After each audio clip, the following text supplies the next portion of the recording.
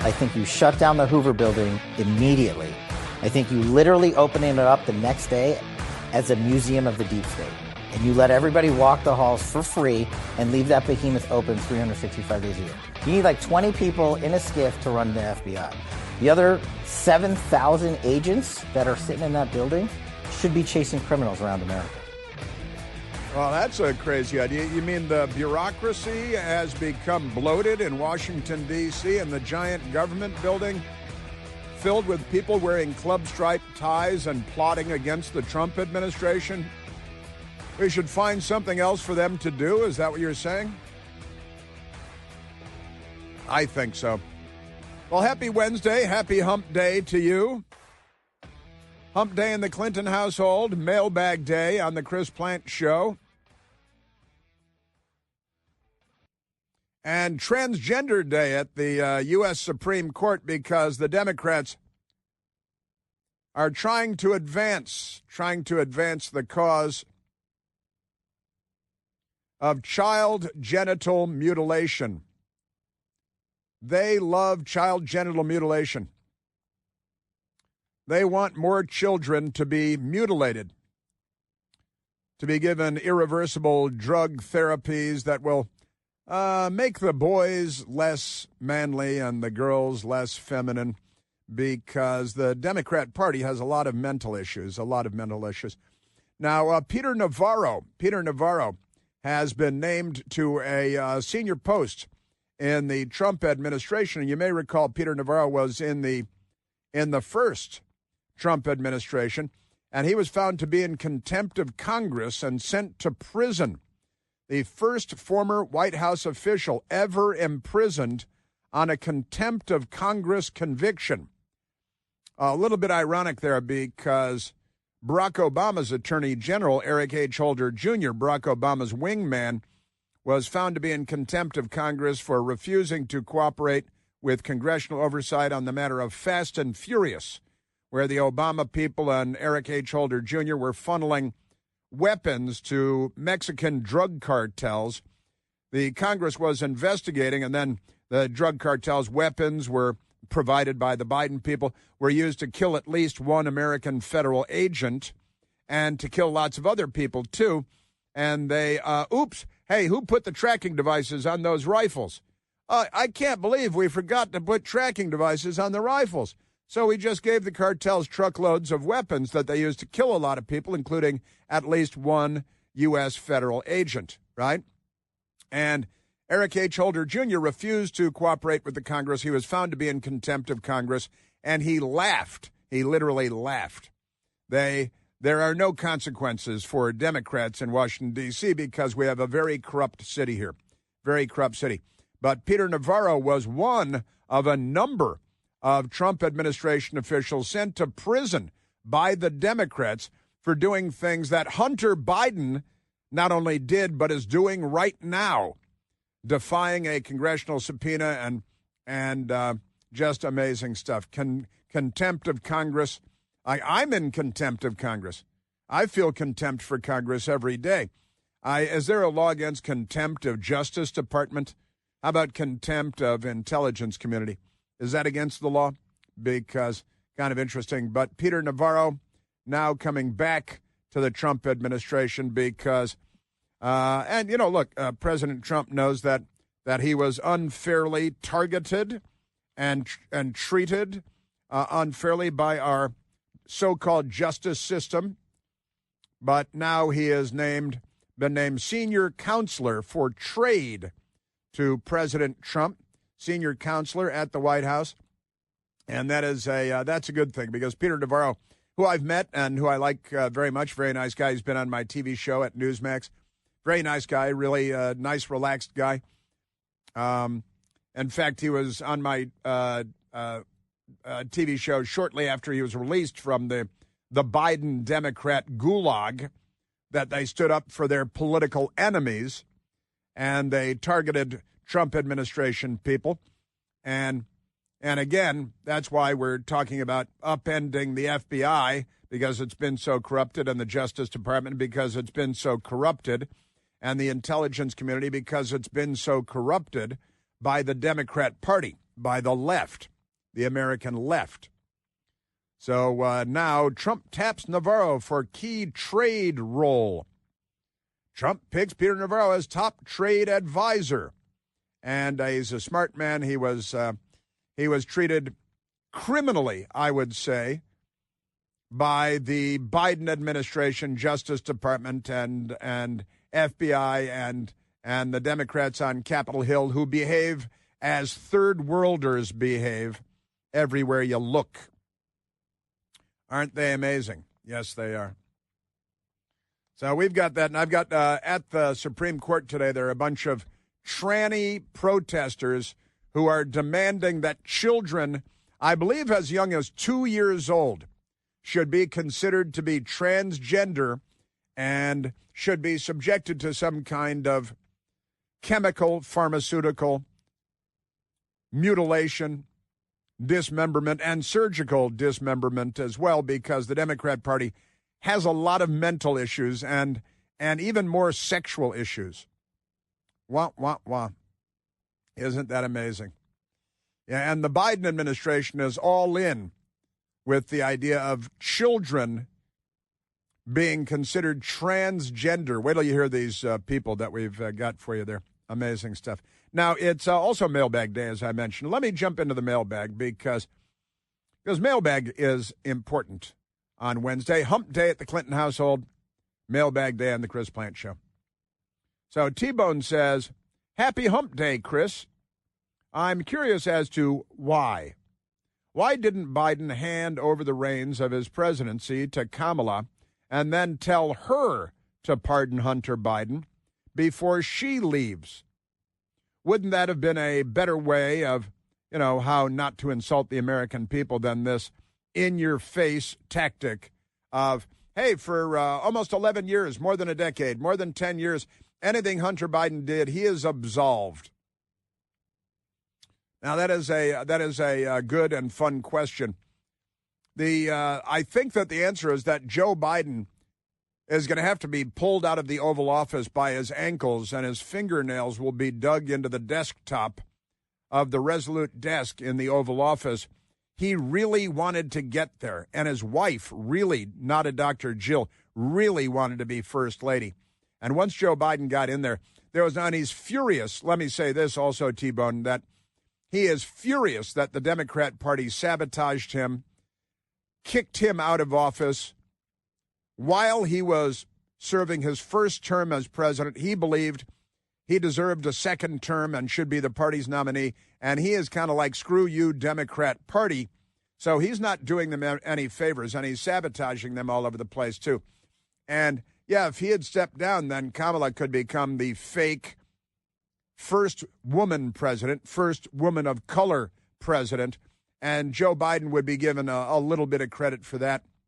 But then she'd be a disaster as president, even for 2 days, and World War III might start, and Joe Biden would look like an idiot in the end.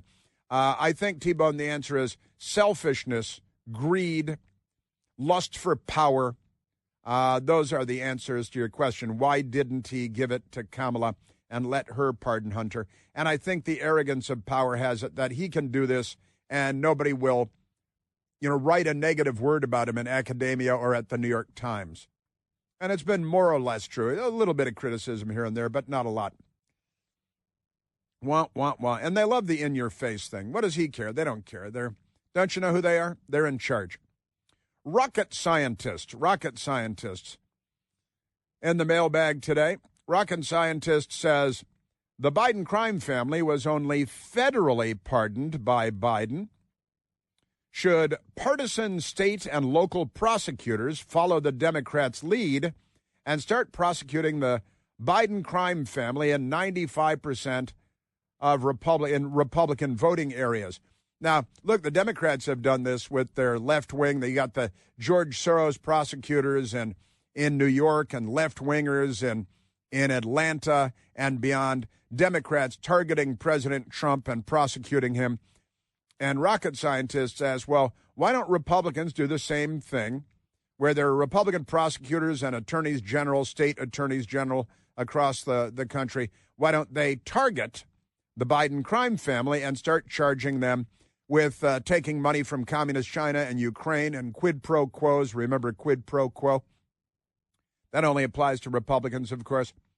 Rocket scientist, I do believe that it would be appropriate for Republican state prosecutors and city prosecutors, district attorneys to find, and there are plenty of reasons with all the money flying around and the more than 100 suspicious activity reports at the Treasury Department and beyond, should Republican prosecutors across the country follow the Democrats' lead, as rocket scientists say, and target the Biden family for crimes that are not covered by the federal pardon issued by Joe Biden for his own family. And he has not yet pardoned his brother James, but I predict that he will before Inauguration Day, probably right around Christmas, because, Thanksgiving for Hunter, I think Christmas for James, maybe Christmas Eve, James will get a pardon. And it will be a blanket pardon, much like the Hunter Biden pardon. And it's all about the laptop. The laptop was all true. The media lied to us. The intelligence community lied to us. They're corrupt, filthy criminals, penitentiary face Brennan and that criminal gang that he runs with, lying to us all, tampering in our presidential election. Amazing. And, yeah, I do think they should get a heap and helping of their own medicine. I think it would be great. Rocket scientist. Barry Tolbert says, most cocktails have interesting names, such as a Bloody Mary, a Kamikaze, a Harvey Wallbanger, etc. What's a good and interesting name for a new cocktail inspired by Kamala Harris's recent drunken soliloquy? That video that they posted after her Hawaii vacation. And it did seem like she was hammered and slurring her speech and stuff. Like the Kamala Slurry. We could have the Kamala Slurry as a Kamala cocktail. And I know this is an uncertain time. I'm clear-eyed about that. She's clear-eyed. I know you're clear-eyed about that. I know you're clear-eyed about it. And it feels heavy. Very heavy. And I just have to remind you, don't you ever let anybody take your power from you. Yeah, she sounds drunk. She's drunky. Can I ask you to step out of the vehicle, please, Ms. Harris? That work continues.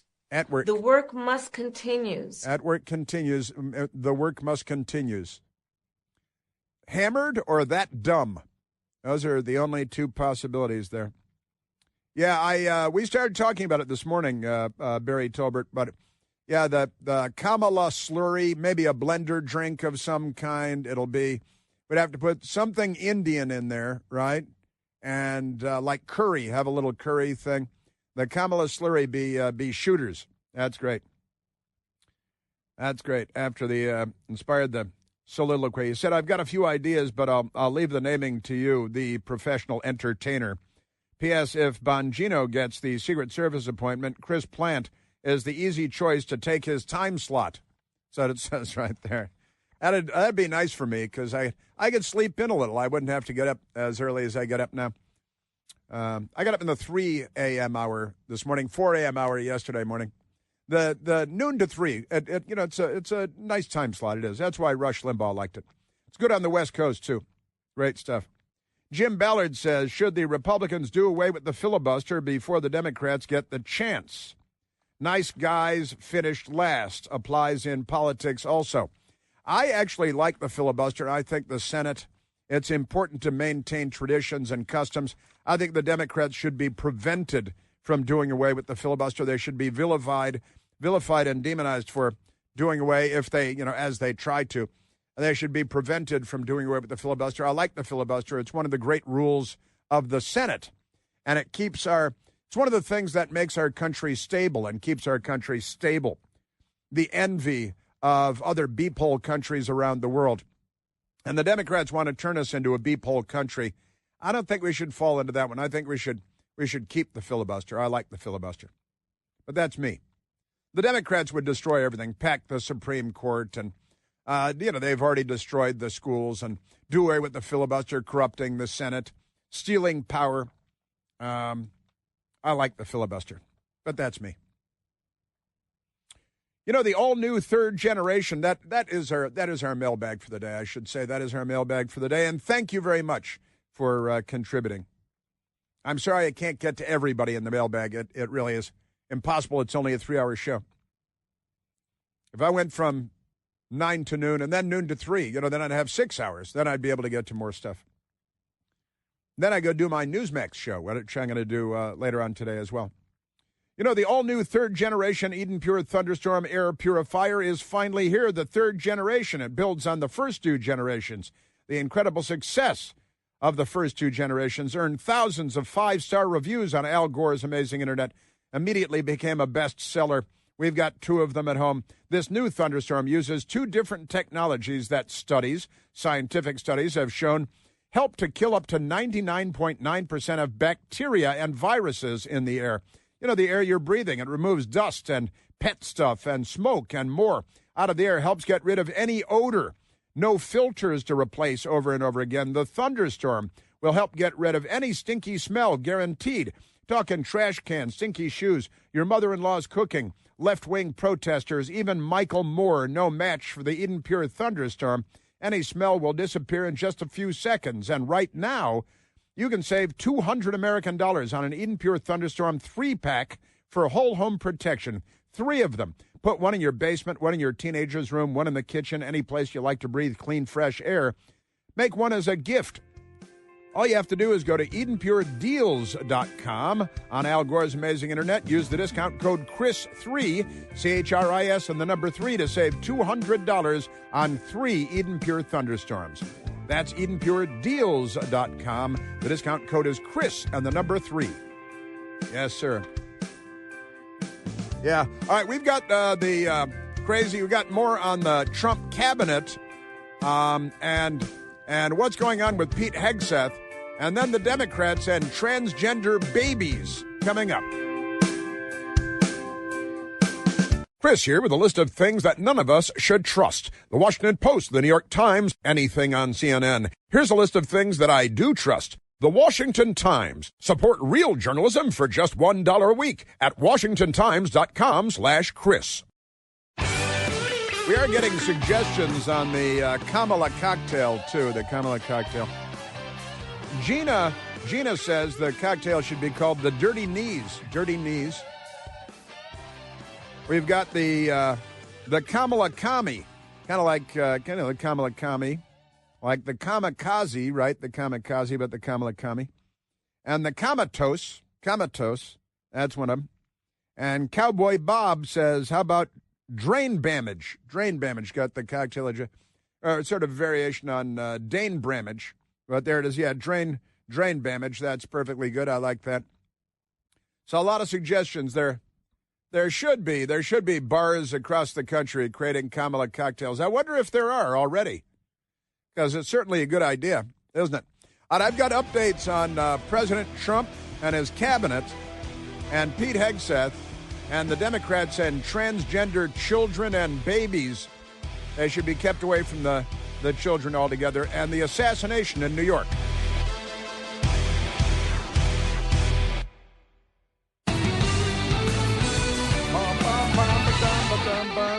There's a manhunt underway in New York City for the assassin that targeted and murdered a healthcare company CEO because, the Democrat Party demonizes CEOs just because they're CEOs, and private healthcare providers demonized by the Democrat Party.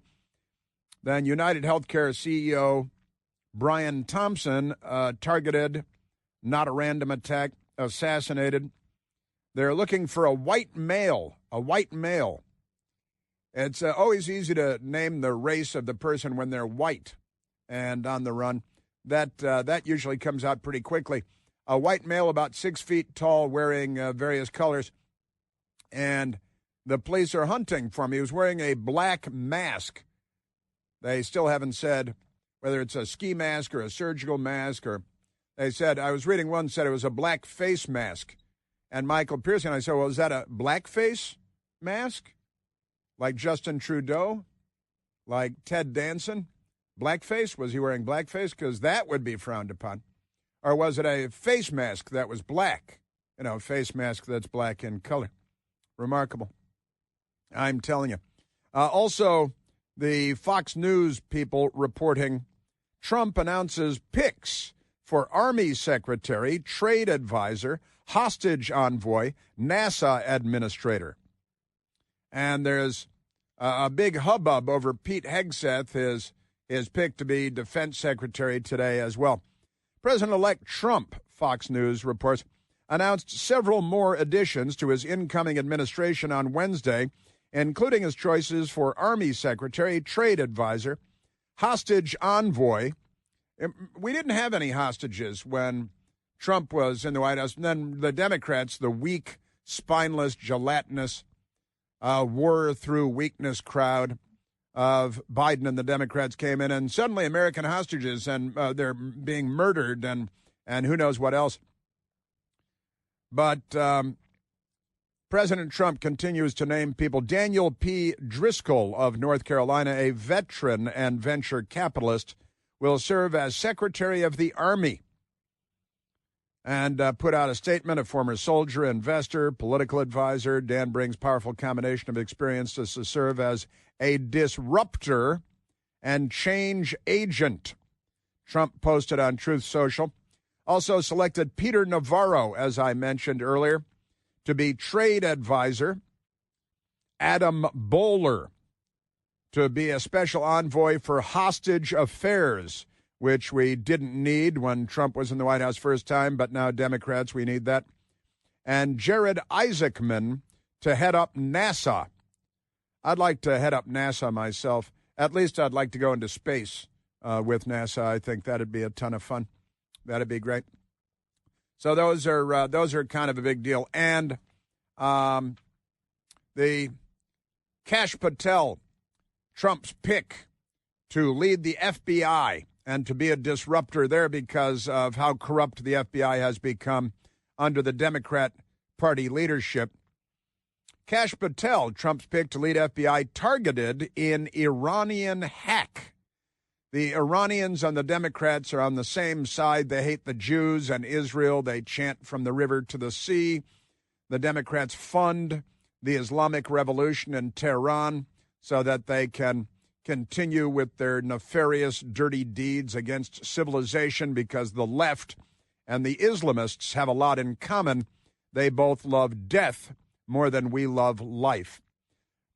But Axios typing today, Kash Patel, President-elect Trump's pick for FBI director, was targeted in an Iranian cyber attack.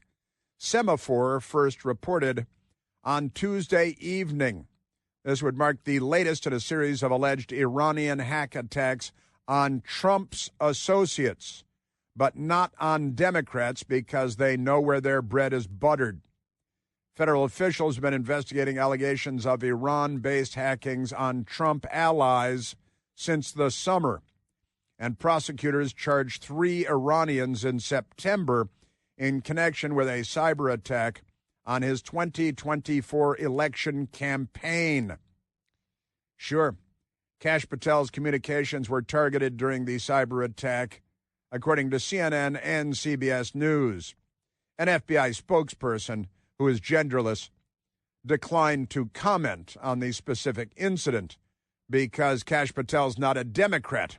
Otherwise, they'd be very upset about it, and they'd have a big, long statement to talk about. Isn't that amazing? And I love this stuff from the lefties at Axios and beyond. Trump picks hardline loyalist. A hardline loyalist? Kash Patel to head FBI. Is he Trump's wingman?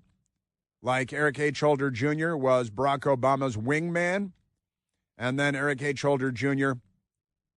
was found to be in contempt of Congress, but with no consequences. Isn't that great? Yes.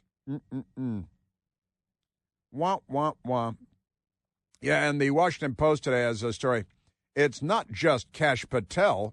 Many Trump picks have gestured at retribution against foes.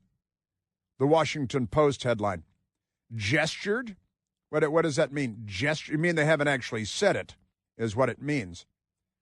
Gestured toward? You should use more vague and squishy language, don't you think? The Washington Post. They used to be a newspaper of some repute, but that was a long time ago. And this was one of President Trump's picks, and not a great one. Trump DEA pick for the Drug Enforcement Agency, right? Who locked up a pastor during COVID-19 pandemic, withdraws from consideration after conservative backlash. And appropriately, President-elect Donald Trump's pick to head the Drug Enforcement Agency announced Tuesday he will not take the job following conservative backlash to his nomination. Hillsborough County Sheriff Chad Chronister, described by some conservatives as a COVID-19 tyrant, bowed out just 3 days after being selected by Trump to lead the nation's primary agency for combating illegal drugs. To have been nominated by President-elect Trump to serve as administrator of the Drug Enforcement Administration is the honor of a lifetime, Chronister said in a statement. However, it didn't work out because I think they didn't vet him very well. He was not vetted properly. His record as Hillsborough County Sheriff, particularly at the height of the COVID-19 era, came under scrutiny soon after his nomination. March 30th of 2020, Chronister ordered the arrest of Ronald Howard Brown, the pastor of the River at Tampa Bay Church. It's called the River of the Bay Church in Tampa Bay, for allegedly flouting COVID-19 lockdown orders. The pastor was arrested on the sheriff's orders because he flouted the COVID-19 lockdown orders, shutting down churches. He held a service at his church, and this guy arrested the pastor. I think that disqualifies you from being sheriff, much less anything else. No big promotions. Yeah, that's pretty amazing. Wah, wah, wah. Howard Brown intentionally, repeatedly disregarded state and local public health orders, which put his congregation and community in danger, said Sheriff Chronister. He's out. So the pastor was charged with unlawful assembly. Forget the First Amendment and your religious liberties and your personal liberties. Never mind that. Charged with a crime, unlawful assembly. That's just completely crazy. And that ought to be enough right there. And there's more as well. But he's no longer going to be Trump's nominee for DEA administrator. And Congressman Thomas Massie and Chip Roy, Massie of Kentucky, Chip Roy of Texas, both slammed Chronister's nomination. I'm going to call him like I see him. Trump's nominee for the head of DEA should be disqualified for ordering the arrest of a pastor who defied COVID lockdown, Massie reported. We don't need authoritarians who refuse to use discretion and protect the Constitution no matter which party is in power. I think that's pretty good. So he is out, and that is good. I'm happy to hear that. But I'm not happy to hear that he made it that far and made it through the vetting process, because that's bad. Now, the headline, the Wall Street Journal started it all today. Now, the Washington Post and Forbes magazine and everybody else. Trump reportedly considering Ron DeSantis for defense secretary amid concerns about Hegseth's confirmation chances.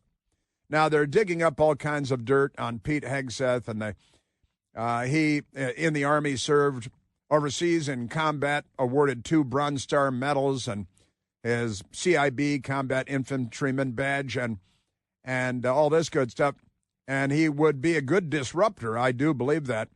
I've come to the conclusion. And I've got to say that digging up all this dirt on him, the New York Times found an email from 6 years ago sent by Pete Hegseth's mother to Pete Hegseth saying mean things about him. Talked about it here day before yesterday.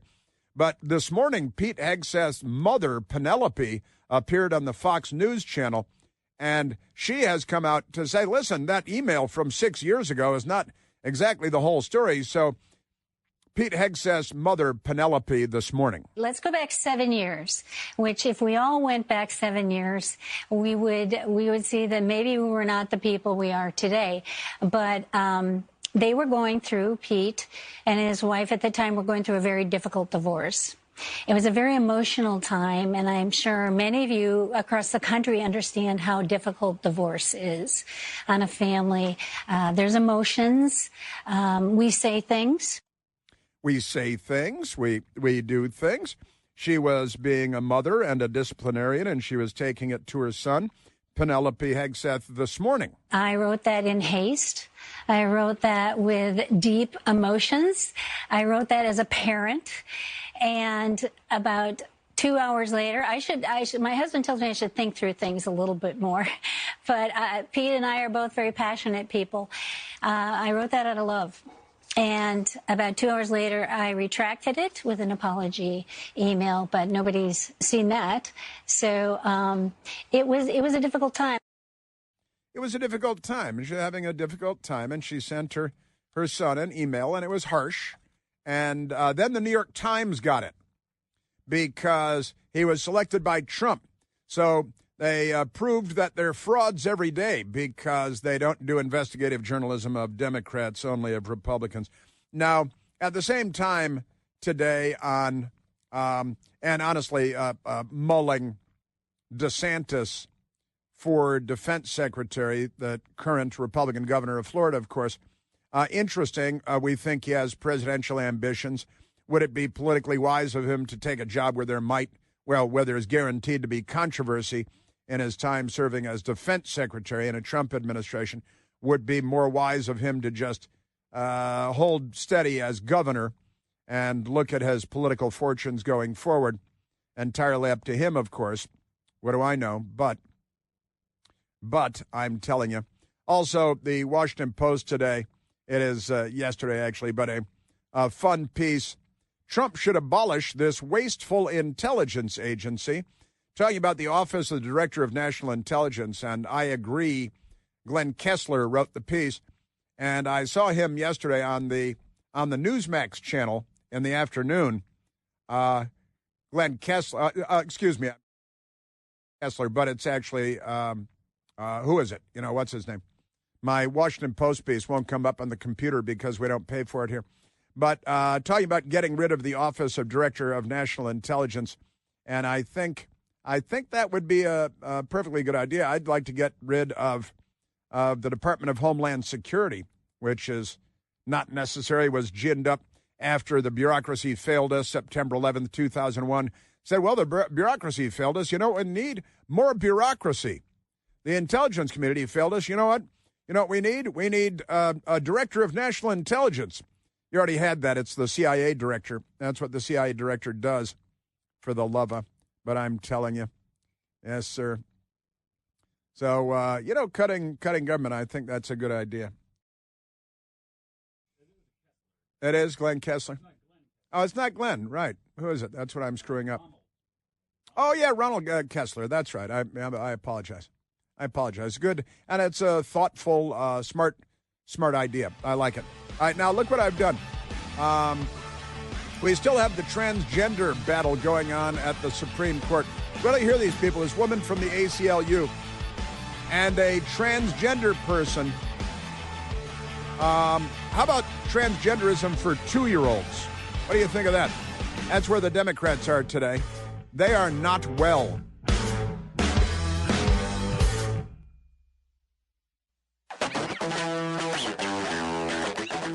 Well, police are looking for the white assassin of the United Healthcare CEO. They say he was spotted in Central Park. Oh, such a beautiful day in the park. Maybe he's going to rent a rowboat and row around the Bethesda fountain. And oh, yes, I killed a 50-year-old CEO. Let's go. At the Supreme Court, there are gangs of Democrats outside singing the praises of transgender babies. And the first transgender lawyer to argue before the Supreme Court goes by the name Chase Strangio. Strangely appropriate. Was a girl and a woman and then became a man. And Strangio says, We got to take care of 2-year-old babies that are transgender. These are young people who may have known since they were 2 years old exactly who they are, who suffered for 6-7 years before they had any relief. Suffered. Come on, 6-7 years till they're 8 or 9 years old. How dare you not genitally mutilate the children? And what's happening here, it's not the kids who are consenting to this treatment, it's the parents who are consenting to the treatment. And as a parent, I would say when our children are suffering, we are suffering. Yeah. Now, there's a woman named Chloe Cole who was mutilated by adults as a teen and is now detransitioning back to female because she had her breasts surgically removed because Democrats, this is detransitioning Chloe Cole. I went through a medical gender transition myself when I was a child between the ages of 12 to 16. And this medical ideology was something that consumed most of my adolescent formative years. And I've lost parts of my body. I was on puberty blockers at 13, cross-sex hormone injections, and I underwent a double mastectomy to remove my breasts when I wasn't even old enough yet to drive a vehicle. Old enough to drive a car, no driver's license, too young, and the adults are doing that. The adults should be taken away from the children for the safety of the children, as the ACLU tranny lawyer arguing at the Supreme Court would say. And there's this bizarro thing with Ketanji Jackson Brown, who doesn't know what a woman is, you may recall, just compared bans on child sex changes to bans on interracial marriage because Ketanji Brown Jackson has but one card to play. It's the race card. For the parents who are on the fence about this, I tell them that puberty is not negotiable for their children. It's the only choice that a child has is to grow up with their body fully intact. And children, they can't consent to things like sex or buying alcohol or cigarettes. They can't vote. They can't enter into legally binding contracts under the age of 18. So to allow them to make a decision that will affect not only the entire course of their development physically, psychologically, and reproductively is completely ridiculous. Chloe Cole, mutilated by adults when she was 13 and 14 years old, and now having to reconstruct her life and her body because of what the Democrats did to her. Ketanji Brown Jackson said, well, what about interracial marriage? What century are you living in? What is a woman? Have you found out yet?